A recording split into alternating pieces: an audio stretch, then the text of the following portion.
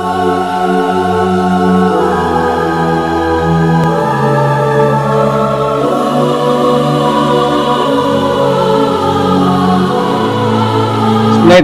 ಎಲ್ರಿಗೂ ನಮಸ್ಕಾರ. ನಮ್ಮ ದಳಪತಿ ವಿಜಯ್ ಅವರ ತಮಿಳಿಗ ವೆಟ್ರಿ ಕಾಳಗಂ ಅಥವಾ ಟಿವಿಕೆ ಪಾರ್ಟಿ ಇವತ್ತು ಇಡೀ ತಮಿಳುನಾಡಲ್ಲಿ ದೊಡ್ಡ ಸೆನ್ಸೇಷನ್ ಕ್ರಿಯೇಟ್ ಮಾಡಿದೆ. 2026 ಎಲೆಕ್ಷನ್ ರಿಸಲ್ಟ್ ಬಂದ ಮೇಲೆ ವಿಜಯ್ ಅವರು ಈಗ ಕಿಂಗ್ ಮೇಕರ್ ಅಲ್ಲ, ಸಾಕ್ಷಾತ್ ಕಿಂಗ್ ಆಗಿ ಹೊರಹೊಮ್ಮಿದ್ದಾರೆ. ವಿಜಯ್ ಅವರು ಜಸ್ಟ್ ಒಬ್ಬ ಫಿಲ್ಮ್ ಸ್ಟಾರ್ ಮಾತ್ರ ಅಲ್ಲ, ಈಗ ತಮಿಳುನಾಡಿನ ಸಿಂಗಲ್ ಲಾರ್ಜೆಸ್ಟ್ ಪಾರ್ಟಿಯ ಅಧಿನಾಯಕರಾಗಿದ್ದಾರೆ. 234 ಸೀಟುಗಳಲ್ಲಿ ಅವರ ಪಾರ್ಟಿ ಬರೋಬ್ಬರಿ 108 ಸೀಟುಗಳನ್ನ ಗೆದ್ದು ಎಲ್ಲರಿಗೂ ಒಂದು ದೊಡ್ಡ ಶಾಕ್ ಕೊಟ್ಟಿದೆ. ಇದು ಜಸ್ಟ್ ಒಂದು ಲಕ್ ಅಲ್ಲ, ಅವರ 10 ವರ್ಷಗಳ ಹಾರ್ಡ್ ವರ್ಕ್ ಮತ್ತೆ ಪ್ಲಾನಿಂಗ್ ಅಂತಾನೆ ಹೇಳ್ಬೋದು.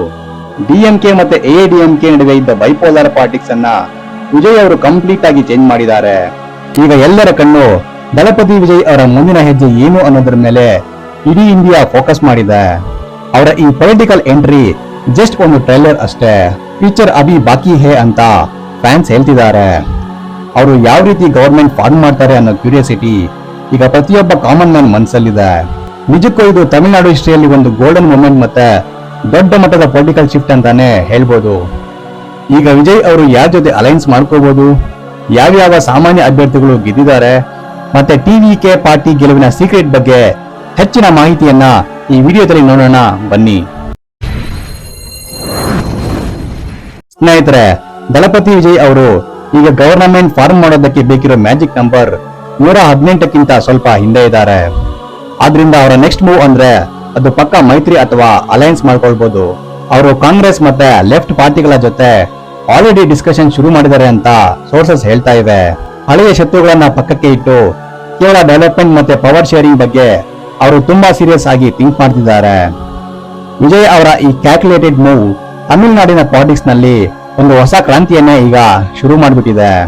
ಅವರು ಯಾರ ಹತ್ರನೂ ಭಿಕ್ಷೆ ಬೇಡೋದಿಲ್ಲ, ಬದಲಾಗಿ ತಮ್ಮ ಕಂಡೀಷನ್ ಮೇಲೆ ಮಾತ್ರ ಸಪೋರ್ಟ್ ತಗೊಳ್ತಾರೆ ಅನ್ನೋದು ಬಹಳ ಇಂಪಾರ್ಟೆಂಟ್ ವಿಷಯ. ಈ ಒಂದು ಸ್ಟ್ರಾಟಜಿ ಅವರ ಪಾರ್ಟಿಯ ಡಿಗ್ನಿಟಿಯನ್ನ ಕಾಪಾಡ್ಕೊಳ್ಳೋದಕ್ಕೆ ಮಾಡ್ತಿರೋ ಒಂದು ದೊಡ್ಡ ಮಾಸ್ಟರ್ ಪ್ಲಾನ್ ಅಂತಾನೆ ಹೇಳ್ಬೋದು. ಕಾಮನ್ ಮ್ಯಾನ್ ಓಟ್ಸ್ ವಿಜಯ್ ಪರವಾಗಿ ಇರೋದ್ರಿಂದ ಯಾವುದೇ ಪಾರ್ಟಿ ಅವರ ಜೊತೆ ಸೇರೋಕೆ ಇಂಟ್ರೆಸ್ಟ್ ತೋರಿಸಬಹುದು. ಆದ್ರೆ ವಿಜಯ್ ಅವರು ತುಂಬಾ ಕೇರ್ಫುಲ್ ಆಗಿ ಸ್ಟೆಪ್ಸ್ ಇದ್ದಿದ್ದಾರೆ, ಯಾಕಂದ್ರೆ ಯಾವುದೋ ಒಂದು ತಪ್ಪು ಅವರ ಇಮೇಜ್ಗೆ ಪ್ರಾಬ್ಲಮ್ ಮಾಡಬಹುದು. ಆದ್ರಿಂದ ಅವರ ಈ ಕೊಲಿಷನ್ ಗೇಮ್ ಈಗ ತಮಿಳುನಾಡು ಪಾಲಿಟಿಕ್ಸ್ ನಲ್ಲಿ ಒಂದು ಇಂಟ್ರೆಸ್ಟಿಂಗ್ ಸಸ್ಪೆನ್ಸ್ ಇಲ್ಲ ತರ ಕಂಟಿನ್ಯೂ ಆಗಿದೆ. ಅವರ ಟೀಮ್ ಈಗ ರಾತ್ರಿ ಹಗಲು ಈ ಮ್ಯಾಜಿಕ್ ನಂಬರ್ ರೀಚ್ ಮಾಡೋಕೆ ಟ್ರೈ ಮಾಡ್ತಾ ಇದೆ. ಸ್ನೇಹಿತರೆ, ದಳಪತಿ ವಿಜಯ್ ಅವರ ಈ ಐತಿಹಾಸಿಕ ಗೆಲುವಲ್ಲಿ ಅತಿ ಹೆಚ್ಚು ಹೈಲೈಟ್ ಆಗಿರೋದು ಅಂದ್ರೆ ಅದು ಸಾಮಾನ್ಯ ಬ್ಯಾಕ್ಗ್ರೌಂಡ್ ನಿಂದ ಬಂದ ಕ್ಯಾಂಡಿಡೇಟ್ಸ್. ಯಾವುದೇ ದೊಡ್ಡ ಪೊಲಿಟಿಕಲ್ ಫ್ಯಾಮಿಲಿ ಸಪೋರ್ಟ್ ಇಲ್ಲದ ಎಷ್ಟೋ ಯುವಕರು ಇವತ್ತು MLA ಆಗಿ ವಿಧಾನಸಭೆ ಮೆಟ್ಲು ಹತ್ತಾ ಇದ್ದಾರೆ. ಉದಾಹರಣೆಗೆ ಮಧುರವಾಯಲ್ ಕ್ಷೇತ್ರದಿಂದ ರೇವಂತ್ ಚರಣ್ ಅನ್ನೋ ಯುವಕ ಭರ್ಜರಿ ಗೆಲುವು ಸಾಧಿಸಿ ಇಡೀ ಸ್ಟೇಟ್ ನಲ್ಲಿ ಯಂಗೆಸ್ಟ್ MLA ಆಗಿ ಹೊರಹೊಮ್ಮಿದ್ದಾರೆ. ಇವರು ಒಬ್ಬ ಲಾಯರ್ ಆಗಿದ್ದು ಸಾಮಾನ್ಯ ಜನರ ಪರವಾಗಿ ಕೆಲಸ ಮಾಡ್ತಾ ಬಂದವರು ಅನ್ನೋದು ನಮ್ಗೆ ಇಲ್ಲಿ ಇಂಪಾರ್ಟೆಂಟ್ ಆಗುತ್ತೆ. ಅಷ್ಟೇ ಅಲ್ಲ, ಇಡೀ ದೇಶದ ಗಮನ ಸೆಳೆದಿದ್ದ ವಿಜಯ್ ಕಾರ್ ಡ್ರೈವರ್ ರಾಜೇಂದ್ರನ್ ಮಗ ಶಬರಿನಾಥನ್ 76,000 ವೋಟ್ ಗಳಿಸಿ ಭರ್ಜರಿ ಗೆಲುವನ್ನ ಸಾಧಿಸಿದ್ದಾರೆ. ಹಾಗೆಯೇ ಒಬ್ಬ ಸಾಮಾನ್ಯ ಆಟೋ ಡ್ರೈವರ್ ಆಗಿದ್ದ ವಿಜಯ್ ದಾಮು ಅವರು ದೊಡ್ಡ ದೊಡ್ಡ ಪೊಲಿಟಿಕಲ್ ಪಾರ್ಟಿಗಳಿಗೆ ಶಾಕ್ ಕೊಟ್ಟು ಗೆದ್ದಿರೋದು ನಿಜಕ್ಕೂ ನಮ್ಮ ಕಣ್ಣು ಮುಂದೆ ನಡೀತಿರೋ ಒಂದು ರಿಯಲ್ ಲೈಫ್ ಸಿನಿಮಾ ಸ್ಟೋರಿ ತರ ಇದೆ. ಇನ್ನು ರೈತರ ಪರವಾಗಿ ಧ್ವನಿ ಎತ್ತಿದ್ದ ಕೃಷಿಕ ಕುಟುಂಬದ ಶರವಣನ್ ರೈತರ ಕಷ್ಟಗಳನ್ನೇ ಪ್ರಚಾರದ ಅಸ್ತ್ರ ಮಾಡಿಕೊಂಡು ಭರ್ಜರಿ ಲೀಡಿಂದ ಗೆದ್ದು ಇಡೀ ಸ್ಟೇಟ್ಗೆ ಸರ್ಪ್ರೈಸ್ ಕೊಟ್ಟಿದ್ದಾರೆ. MR ಪಲ್ಲವಿ ಅನ್ನೋ ಮಹಿಳಾ ಅಭ್ಯರ್ಥಿ 8 ತಿಂಗಳ ಗರ್ಭಿಣಿಯಾಗಿದ್ರು ಸಹ ಕಂಟಿನ್ಯೂಸ್ ಆಗಿ ಕ್ಯಾಂಪೇನ್ ಮಾಡಿ ಬರೋಬ್ಬರಿ 22,000ಕ್ಕೂ ಹೆಚ್ಚು ವೋಟ್ಸ್ ಲೀಡ್ನಿಂದ ಗೆದ್ದಿದ್ದಾರೆ. ಇದು ಕೇವಲ ಒಂದು ಗೆಲುವಲ್ಲ, ಸಾಮಾನ್ಯ ಮನುಷ್ಯ ಕೂಡ ಪ್ಲಾನ್ ಮಾಡಿದ್ರೆ ಅತಿ ದೊಡ್ಡ ಪೊಲಿಟಿಕಲ್ ಪಾರ್ಟಿಗಳನ್ನ ಸೋಲಿಸಬಹುದು ಅಂತ ವಿಜಯ್ ತೋರಿಸ್ಕೊಟ್ಟಿದ್ದಾರೆ. ಜೆ ಕಾಮಾಚಿ ಅನ್ನೋ ಮಹಿಳೆ ಸುಮಾರು 54,000ಕ್ಕೂ ಹೆಚ್ಚು ವೋಟ್ಸ್ ಗಳ ಡಿಫರೆನ್ಸ್ ನಲ್ಲಿ ಗೆದ್ದು ಎಲ್ಲರನ್ನೂ ಆಶ್ಚರ್ಯಗೊಳಿಸಿದ್ದಾರೆ. ಅವರು ಕೂಡ ಒಬ್ಬ ಸಾಮಾನ್ಯ ಕಾರ್ಯಕರ್ತೆಯಾಗಿದ್ದು ಮನೆ ಮನೆಗೆ ಹೋಗಿ ಜನರ ಕಷ್ಟಗಳನ್ನ ಕೇಳಿದ್ರಿಂದಲೇ ಇವತ್ತು ಇಷ್ಟೊಂದು ದೊಡ್ಡ ವಿಕ್ಟರಿ ಸಿಕ್ಕಿದೆ. ವಿಜಯ್ ಅವರು ಸೈಲೆಂಟ್ ಆಗಿ ಪ್ರತಿ ಕ್ಷೇತ್ರದಲ್ಲೂ ಯಾರಿಗೆ ಒಳ್ಳೆ ಹೆಸರಿದೆ ಅಂತ ಸರ್ವೆ ಮಾಡಿಸಿ ಈ ರೀತಿ ಸಾಮಾನ್ಯ ಜನರಿಗೆ ಅಪಾರ್ಚುನಿಟಿ ಕೊಟ್ಟಿದ್ದಾರೆ. ಡಿಎಂಕೆ ಮತ್ತೆ ಎಐಡಿಎಂಕೆ ಅಂತಹ ದೊಡ್ಡ ಪಾರ್ಟಿಗಳು ಘಟಾನುಘಟಿ ನಾಯಕರನ್ನ ನಿಲ್ಲಿಸಿದ್ರು ಜನರು ಮಾತ್ರ ಈ ಹೊಸ ಮುಖಗಳ ಮೇಲೆ ಕಂಪ್ಲೀಟ್ ಭರವಸೆ ಇಟ್ಟಿದ್ದಾರೆ. ಈ ಗೆಲುವಿಂದಾಗಿ ಇನ್ನು ಮುಂದೆ ಯಾರೇ ಪಾರ್ಟೀಸ್ಗೆ ಬರಬೇಕಾದ್ರೂ ದೊಡ್ಡ ಬ್ಯಾಕ್ಗ್ರೌಂಡ್ ಬೇಕಾಗಿಲ್ಲ ಅಂತ ಪ್ರೂವ್ ಆಗಿದೆ. ಟಿಕೆಟ್ ಕೊಡೋ ವಿಷಯದಲ್ಲಿ ವಿಜಯ್ ಅವರು ದುಡ್ಡಿಗೆ ಬೆಲೆ ಕೊಡದೆ ಕೇವಲ ಜನರ ಜೊತೆ ಇರೋ ಕನೆಕ್ಷನ್ ನೋಡಿ ಸೆಲೆಕ್ಟ್ ಮಾಡಿರೋದು ಈ ರಿಸಲ್ಟ್ ಗೆ ಮೇನ್ ರೀಸನ್ ಅಂತ ನನ್ಗನ್ಸುತ್ತೆ. ಈ ರೀತಿ ಕಾಮನ್ ಮ್ಯಾನ್ ಪವರ್ ಇವತ್ತು ತಮಿಳುನಾಡಲ್ಲಿ ಒಂದು ಹೊಸ ಹವಾ ಕ್ರಿಯೇಟ್ ಮಾಡಿದೆ. ಸ್ನೇಹಿತರೆ, ದಳಪತಿ ವಿಜಯ್ ಅವರ ಟಿವಿಕೆ ಪಾರ್ಟಿ ಇವತ್ತು ಇಷ್ಟು ಸೌಂಡ್ ಮಾಡ್ತಿದೆ ಅಂದ್ರೆ ಅದರ ಹಿಂದೆ ಒಬ್ಬ ಮಾಸ್ಟರ್ ಮೈಂಡ್ ಇದ್ದಾರೆ. ಅವರೇ ಬುಸಿ ಎನ್ ಆನಂದ್. ವಿಜಯ್ ಅವರ ಬಲಗೈ ಬಂಟ ಅಂತಾನೆ ಫೇಮಸ್ ಆಗಿದ್ದಾರೆ. ಇವರು ಸುಮ್ಮನೆ ಹೆಸರಿಗೆ ಮಾತ್ರ ಇಲ್ಲ, ಗ್ರೌಂಡ್ ಲೆವೆಲ್ ನಲ್ಲಿ ಸಿಕ್ಕಾಪಟ್ಟೆ ವರ್ಕ್ ಮಾಡ್ತಾರೆ.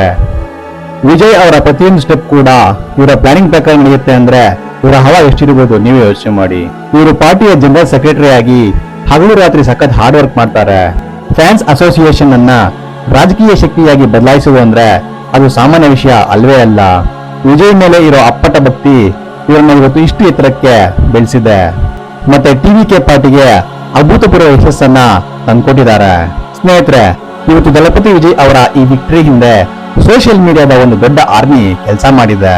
ಫೇಸ್ಬುಕ್, ಇನ್ಸ್ಟಾಗ್ರಾಮ್, ಟ್ವಿಟರ್, ವಾಟ್ಸ್ಆಪ್ ಪ್ಲಾಟ್ಫಾರ್ಮ್ಗಳಲ್ಲಿ ವಿಜಯ್ ಅವರ ಹ್ಯಾಶ್ ಟ್ಯಾಗ್ ಪ್ರತಿ ನಿಮಿಷಕ್ಕೂ ಲಕ್ಷಾಂತರ ಬಾರಿ ಟ್ರೆಂಡ್ ಆಗ್ತಿರೋದು ಅವರ ಪಾಪ್ಯುಲಾರಿಟಿಗೆ ಸಾಕ್ಷಿ. ವಿಜಯ್ ಅವರು ತುಂಬಾ ಸೈಲೆಂಟ್ ಆಗಿ ಯೂತ್ ವೋಟರ್ಸ್ ಅನ್ನ ತನ್ನ ಕಡೆ ಸೆಳ್ಕೊಳ್ಳೋಕೆ ಫಸ್ಟ್ ಟೈಮ್ ವೋಟರ್ಸ್ ಕ್ಯಾಂಪೇನ್ ಅನ್ನ ತುಂಬಾ ಸ್ಮಾರ್ಟ್ ಆಗಿ ಯೂಸ್ ಮಾಡ್ಕೊಂಡಿದ್ದಾರೆ. ಡಿಜಿಟಲ್ ಇಂಡಿಯಾ ಯುಗದಲ್ಲಿ ಜಸ್ಟ್ ಬ್ಯಾನರ್ ಹಚ್ಚೋದು ಮಾತ್ರ ಅಲ್ಲ, ವಾಟ್ಸ್ಆಪ್ ಗ್ರೂಪ್ಗಳ ಮೂಲಕ ಪ್ರತಿ ಮನೆಗೂ ತನ್ನ ಮೆಸೇಜ್ ತಲುಪಿಸಿದ್ದಾರೆ.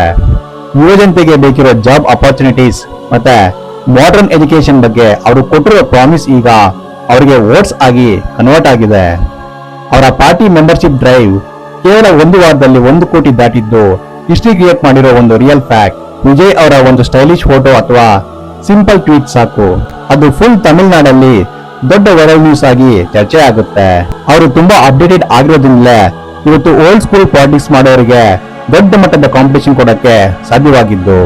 ಈ ಡಿಜಿಟಲ್ ವಾರ್ಫೇರ್ ನಲ್ಲಿ ವಿಜಯ್ ಅವರ ಟೀಮ್ ಬೇರೆಲ್ಲ ಪಾರ್ಟಿಗಳಿಗಿಂತ 10 ಹೆಜ್ಜೆ ಮುಂದೆ ಇದ್ದಾರೆ ಅನ್ನೋದಂತೂ ಕನ್ಫರ್ಮ್ ಆಗಿದೆ.